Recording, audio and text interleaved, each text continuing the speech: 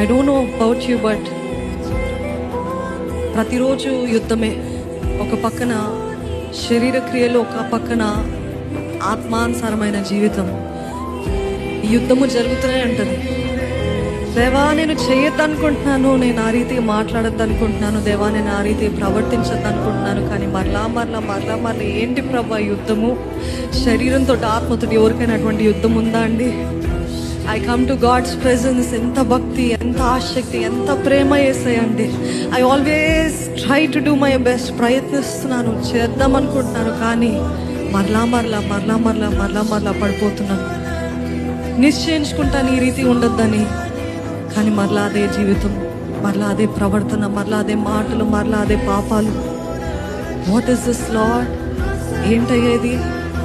ఇక్కడ వచ్చినప్పుడు ఎంతగా దేవుని సన్నిధిని అనుభవిస్తాను, కానీ నా దేహం పైన, నా ఉద్రేకాల పైన, నా భావోద్వేగాల పైన, నా ఎమోషన్స్ పైన నాకు ఎటువంటి అధికారం లేదేంటి?